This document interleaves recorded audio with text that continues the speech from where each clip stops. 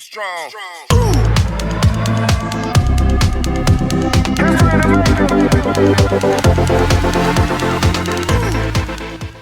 अस्सलाम वालेकुम स्टूडेंट्स, उम्मीद है कि आप सब खैरियत से होंगे। तो आज हमारी एडोब इलस्ट्रेटर की क्लास नंबर 3 है, जिसके अंदर हम आज पढ़ेंगे रोटेट टूल के बारे में। इलस्ट्रेटर के अंदर एक रोटेट टूल होता है जो हम यूज़ करते हैं, काफ़ी एंगल्स वगैरह लेने के लिए हम यूज़ करते हैं, जिससे हम परफेक्ट सर्कल के अंदर चीज़ें बना सकते हैं। अब रोटेट टूल हम यूज़ क्यों करते हैं ये भी मैं आपको बताता हूँ। रोटेट टूल से काम हम क्या यूज़ करते हैं उससे, वो भी मैं आपको बताता हूँ। तो अभी मैंने ये इलस्ट्रेटर अपना ओपन कर लिया है। हम कंट्रोल एन, हमेशा आप शॉर्टकट से काम किया करें। लाजमी नहीं कि आपने पूरा प्रोसेस करना है, आप यहाँ जाएँ फाइल ओपन करें फिर ऐसे वैसे नहीं, आपने सिंपल कंट्रोल एन करना है तो फाइल का पैलेट आपके पास आ जाएगा। हम इसका क्लास रख देते हैं, क्लास 3। हमें आर्टबोर्ड चाहिए, हमें एक चाहिए, कुछ भी नहीं, हम डायरेक्ट ओके कर देंगे। ओके करने के बाद ही हमारा आर्टबोर्ड आ चुका है हमारे पास। अब यहाँ पे हैंड का मैंने आपको बता दिया कि ये हैंड कैसे आता है हमारे पास। उसके अलावा अब मैं आपको यहाँ पर बताता हूँ कि हमारा जो रोटेट टूल है वो क्या काम करता है और उससे हम क्या काम लेते हैं। सबसे पहले मैं एक शेप ड्रॉ कर लेता हूँ। इस तरह से मैंने एलिप्स उठाया। एलिप्स उठाने के बाद ये मैंने एक शेप ड्रॉ कर लिया जिसकी हमारे पास स्टॉक मौजूद है। अब ये मेरे पास एक शेप आ गई है रैंडम, इसको मैं छोटा कर लेता हूँ। छोटा करने के बाद इसके अंदर मैंने फिल कर लिया। हमारा स्ट्रोक बंद है, इसके अंदर मैंने इसको फिल कर लिया। अब मैं चाहता हूँ कि जो मेरा ये वाला है,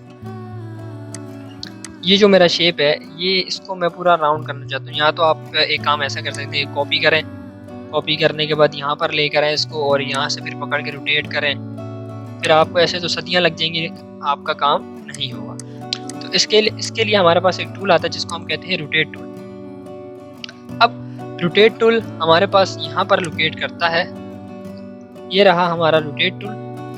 रोटेट टूल जिसका शॉर्टकट लिखा हुआ है आर। अगर अभी हमारा मूव सिलेक्शन टूल सेलेक्ट है, अब मैं आर प्रेस करता हूँ तो यहाँ पर ये हमारा बॉक्स डार्क हो गया। अब मैं दोबारा वी करता हूँ तो ये हमारा ये वाला सिलेक्शन टूल सेलेक्ट हो गया। अब मैं आर करता हूँ, हमारा रोटेट टूल सेलेक्ट है। अब रोटेट टूल तो हमारा सिलेक्ट हो गया, हमने इसको यही नहीं बताया कि हमें करना क्या। उसके लिए अब मैं इसको अपनी पहले शेप को सिलेक्ट कर लेता हूँ। शेप को सिलेक्ट करने के बाद आपने जाना है रोटेट टूल पे। रोटेट टूल पर सिलेक्ट करने के बाद यहाँ पर अभी मैं आपको एक चीज़ दिखाता हूँ। यहाँ पर शेप हमारी सिलेक्ट है, उसके बाद मैंने क्लिक किया रोटेट टूल के ऊपर। ये हमने जब रोटेट टूल के ऊपर क्लिक किया तो यहाँ पर ये छोटा सा हमारे पास इंडिकेशन आ रही है, या पॉइंट कह लें आप इसको। इसको हम पॉइंट कह सकते हैं कि हमारे पास एक रोटेट टूल होता है। अगर हमें कोई चीज़ बनानी है तो हमें उस चीज़ का उसको एक पॉइंट देना पड़ेगा। असल में अब ये हमारा रोटेट टूल यहाँ पर आ गया। अब मैं क्या करता हूँ, मैंने रोटेट टूल सेलेक्ट किया हुआ है, ये देखिए इसको मैंने पॉइंट हमारा उधर ही। अब हमारी जो शेप है कैसे घूम रही है, इसको मैं कैसे भी घुमा सकता हूँ। और ये घूम कहाँ से रही, बिल्कुल सेंटर से घूम रही है, कहीं भी आगे पीछे नहीं हो रही। सिर्फ मैंने क्लिक पकड़ा हुआ है, उसके अलावा कुछ भी नहीं किया हुआ और ये हमारी शेप घूम रही है। अब इसको घुमा सकते हैं, आप इसको ऐसे ऐसे घुमा सकते हैं। तो अब मैं जूम आउट कर लेता हूँ, ये हमारी शेप है। अब आपको पता लग गया कि रोटेट टूल शेप सेलेक्ट करी हमने रोटेट टूल पे क्लिक किया, उसके बाद ही हमारे पास एक पॉइंट आ रहा है। अब ये पॉइंट है हमारे पास, इस पॉइंट को मैंने ड्रैग करके नीचे वाले पे सिलेक्ट कर दिया। अब इसको जैसे मैंने नीचे वाले पे क्लिक किया, अब अगर इसको मैं मूव करवाता हूँ तो वो जो हमारा पॉइंट था वो हो गया फिक्स। अब वो हमारा पॉइंट मूव नहीं कर रहा। ये देखिए, अगर मैं इसको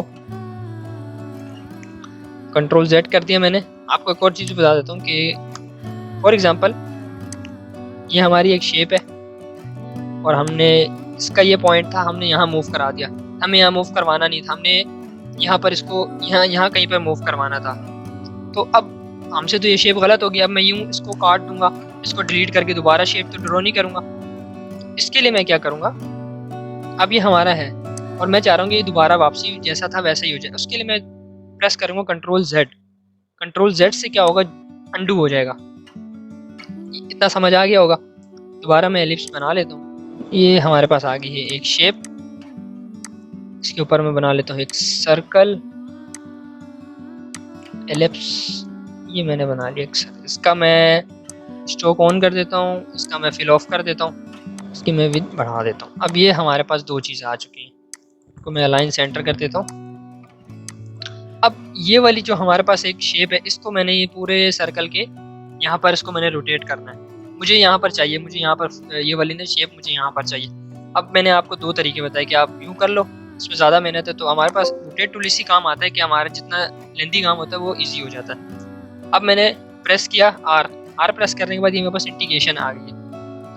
इंडिकेशन आने के बाद मैं प्रेस करता हूँ ऑल्ट प्रेस है, अभी तक ऑल्ट प्रेस है मेरे पास। अब मैं यहाँ से सेंटर ढूंढ लेता हूँ सर्कल का सेंटर, ये हमारे पास ये रहा सर्कल का सेंटर। अब ऑल्ट मेरे पास प्रेस है, मैंने किया क्लिक, देन अब क्लिक करने के बाद मेरे पास ये कुछ आ रहा है, रोटेट टूल का पैलेट खुल गया। अब यहाँ पर लिखा हुआ है एंगल, यहाँ पर लिखा हुआ है प्रीव्यू, यहाँ पर लिखा हुआ है कॉपी, ओके एंड कैंसिल। अब इसको मुझे मूव करवाना है, मुझे कितने चाहिए? फॉर एग्जांपल मैं एक आवर का बना रहा हूँ, एक घड़ी के अंदर 12 घंटे होते हैं, अब मुझे ये चाहिए 12। उसके लिए मैं क्या करूँ? अब हमारे पास एक वैल्यू होती है 360, वो इसके बहुत से स्टेप्स हैं, लेकिन मैं आपको एक ही तरीका बताता हूँ कि जिससे आपको इजी होगा। इसमें कोई टेक्निकल रॉकेट साइंस नहीं है इसके अंदर। अब ये मुझे कितने चाहिए? मुझे 12 चाहिए, मुझे ये शेप चाहिए 12 इक्वल डिस्टेंस के ऊपर, इस सर्कल के इक्वल डिस्टेंस के ऊपर मुझे ये 12 चाहिए। अब मैंने प्रीव्यू ऑन किया हुआ है। अब मैं यहाँ पर लिख देता हूँ 360 डिवाइडेड बाय कितनी शेप चाहिए? 12। अब मैंने लिख दिया 12। अब ये देखिए, इसका मैंने प्रीव्यू पे क्लिक कर रहा हूँ, ये हमारी शेप चेंज हो रही है और यहाँ पर हमारा एंगल भी आ गया कि भाई आपको अगर 12 शेप्स चाहिए तो आपको 30 के एंगल पे इसको रोटेट करना होगा, तो आपके सर्कल के अंदर 12 शेप्स आ जाएंगी। अब ये हमारा आ चुका है। अब प्रीव्यू आप देख सकते हैं, प्रीव्यू एक ओवरव्यू होता है कि आपकी शेप कैसे आपके पास शेप आ जाएगी। ओके नहीं करना है, कैंसिल भी नहीं करना है, प्रीव्यू ऑन रखना है। उसके बाद आपने करना है कॉपी करने से ये होगा कि ये जो हमारी शेप है, वो जो ओरिजिनल शेप थी वो वहीं रहेगी, लेकिन जो हमारी उसकी एक डुप्लीकेट बन जाएगी। कॉपी हो गया। अब हर बार अगर आपने अब एक बना लिया, अब दोबारा आप जाएंगे रोटेट टूल पे सिलेक्ट करेंगे, नहीं, अब मुझे सब पे चाहिए। मैं क्या करूंगा? मैं करूंगा कंट्रोल डी से मेरे पास ये शेप्स आ गई। अब ये मेरे पास, मैंने वी दबा लिया, अब ये मेरे पास शेप्स आ चुकी हैं कंट्रोल डी से कॉपी होता है। मैं दोबारा करके बता देता हूँ। कंट्रोल जेड किया हमने, शेप मैंने सिलेक्ट की हुई है, शेप सिलेक्ट की, प्रेस किया आर प्रेस करने के बाद मैंने यहाँ पर जो सेंटर है सर्कल का उसको मैंने देख लिया और मैंने पॉइंट यहाँ पर ड्रॉप कर दिया। मैं अब दबाता हूँ, कंट्रोल जेड करता हूँ, प्रेस आर, ये हमारा पॉइंट यहाँ पर आ गया। प्रेस किया ऑल्ट क्लिक करने के बाद हमारे पास ये पैलेट खुल गया। हमें कितनी चाहिए? 12 हमें शेप चाहिए। मैंने 360 को 12 से डिवाइड कर दिया और कर दिया कॉपी करने के बाद मैं करता हूँ कंट्रोल डी। अब ये जो है हमारे पास हमारे ये शेप्स आ चुके हैं,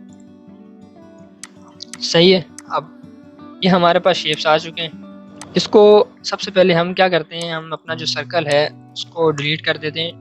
डिलीट करने के बाद उसको सिलेक्ट तो करें। डिलीट करने के बाद हम लोग क्या करते हैं, हमारी जो ये वाली शेप है इसको हम कर देते हैं कंट्रोल जी करने से क्या होगा कि ये जो जितनी चीज़ें होंगी आपकी ने सब एक कॉपी हो जाएंगी।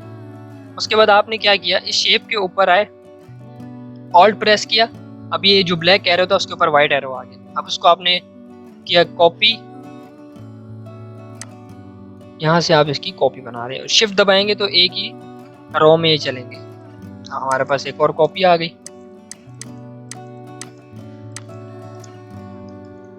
अगर आप इसको हम ऐसा भी कर सकते हैं, कंट्रोल सी, मैंने पिछली क्लास में समझाया क्या करता है। कंट्रोल सी कॉपी करता है, control shift V, control C ने हमारी कॉपी की और कंट्रोल शिफ्ट वी ने क्या किया है, कंट्रोल शिफ्ट वी ने हमारी उसी जो ओरिजिनल हमारी फाइल थी उसके ऊपर एक और जो कॉपी हमने कंट्रोल सी की थी, कंट्रोल शिफ्ट वी ने उसी के ऊपर हमारी कॉपी पेस्ट कर दी।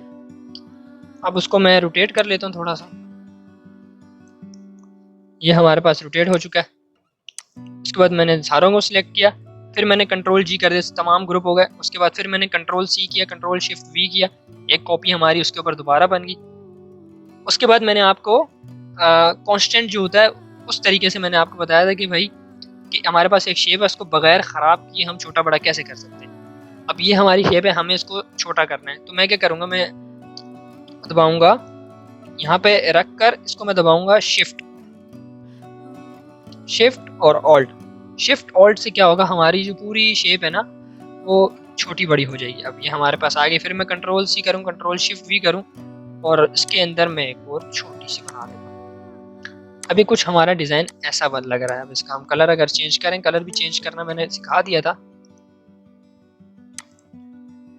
इनका मैं स्ट्रोक ऑफ कर देता हूँ, हमारे इस पे हम कर देते हैं रैंडम कलर करते हैं जस्ट देखने के लिए। अब हमारे पास ये एक शेप ड्रॉ हो चुकी है।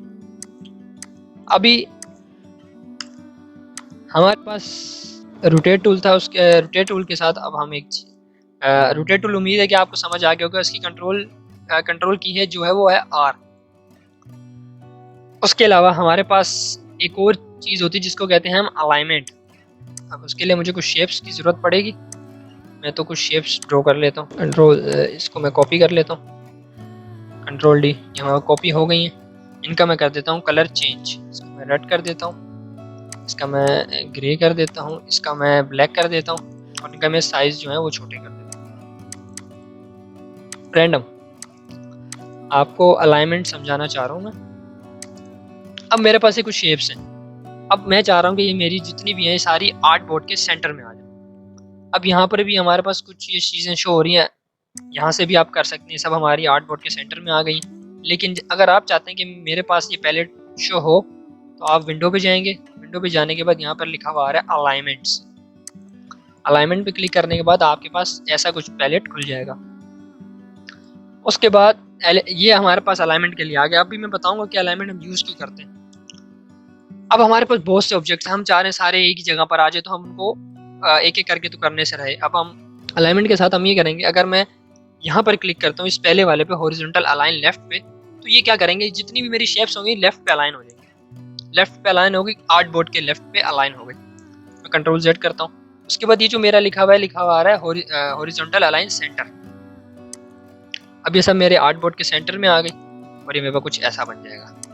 अब मैंने इन सबको सिलेक्ट किया, कंट्रोल जेड कर दिया। अभी मेरे पास शेप्स हैं वैसे ही। अब मैं चाह रहा हूँ कि ये मेरी सेंटर में आ जाए, तो उसका मैंने आपको बता दिया कि सेंटर में आ गई। और ये वाला हमारा राइट अलाइन करता है, जैसे हमारा लेफ्ट अलाइन किया था काम, वैसे ही हमारा राइट अलाइन करता है। उसके बाद यहाँ पर एक आ रहा है वर्टिकल अलाइन टॉप। अब जैसे हमारा लेफ्ट पे गया था, राइट पे गया था, अब ऐसे हमारा टॉप पर भी जाएगा। सही। उसके बाद ये हमारा वर्टिकल अलाइन सेंटर। अब ये सारों को बराबर हो जाएंगी, सारी एक ही बराबर हो गई, एक ही हमारे लाइन में आ गई। ये हम इसलिए यूज करते हैं। उसके बाद ये हमारा आता है वर्टिकल अलाइन बॉटम। अब जैसे टॉप पे गया था, लेफ्ट पे गया था, राइट पे गया था, ऐसे हमारे पास बॉटम पर भी जाता है। अब हमारे पास ये शेप्स आ गई हैं, इनको मैं थोड़ा यहाँ से रख के, ये हमारी शेप्स हमारे पास कुछ ये ऐसा बन रहा है। अब हमारे पास ये वाली शेप्स है 1 2 3 4 5, इनको मैं सिलेक्ट करता हूँ और मैं इनको कर लेता हूँ अलाइन सेंटर। अब ये हमारे पास 5 शेप्स तो हैं। अब हमारे पास जो नीचे वाली शेप्स हैं वो नज़र नहीं आ रही कहीं पर, तो उसके लिए मैं क्या करूँगा, मुझे इस जो हमारी सबसे बड़ी शेप है इसको मुझे सबसे पीछे भेजना है। इसके ऊपर मैं राइट क्लिक करने के बाद यहाँ पर आऊँगा ट्रांसफॉर्म अरेंज के अंदर। अरेंज के अंदर आने के बाद यहाँ पर आ रहा है bring to front, bring forward, send back, send backward, send to back. अब ब्रिंग टू फ्रंट का मतलब है कि जितने भी हैं सब छोड़ छाड़ के सबसे टॉप पे आ जाओ। ब्रिंग फॉरवर्ड का मतलब ये है कि एक एक करके आओ, एक एक लेयर को ऊपर करते हुए आओ।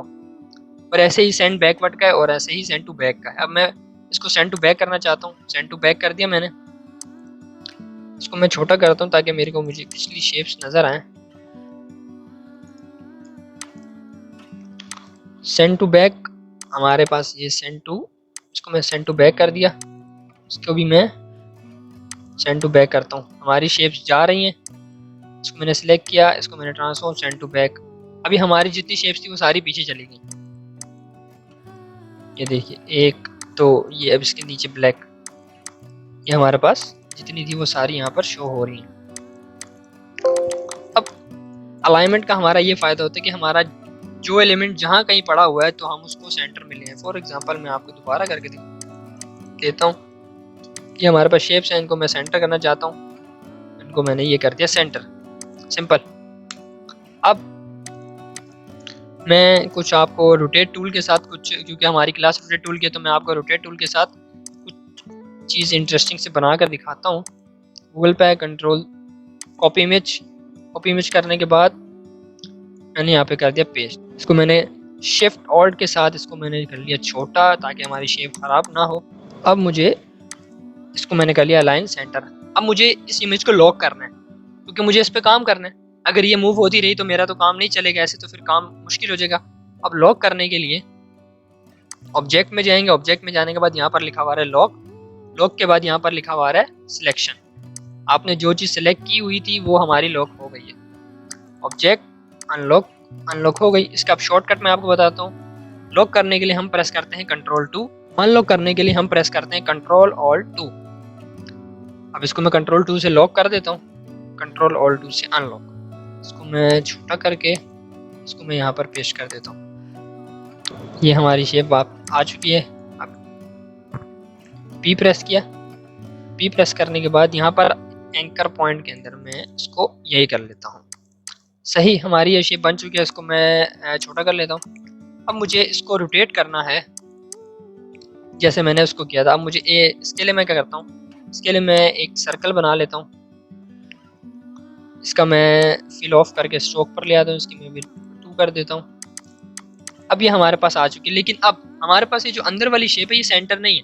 वो मैंने अभी आपको बताया कि वो आप सेंटर कैसे करेंगे। अब ये दोनों चीज़ें हमारी आर्टबोर्ड के सेंटर में आ चुकी हैं। फॉर एग्जांपल, अगर ये चीज़ आपकी यहाँ पर है और आप इसको इस सर्कल के सेंटर में करना चाह रहे हैं, तो आप क्या करेंगे, आप इस सर्कल को क्लिक करेंगे।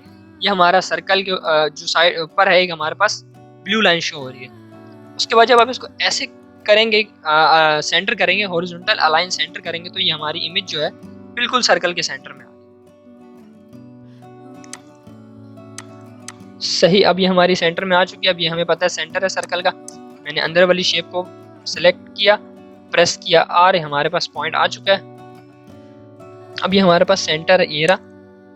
इस पर मैंने जैसे क्लिक किया, हमारे पास पहले से लिखा हुआ है। फॉर एग्जांपल, मुझे 12 नहीं, मुझे 24 इमेजेस चाहिए या 24 शेप्स चाहिए, तो मैं क्या करूँगा, 360 डिवाइडेड बाई 24।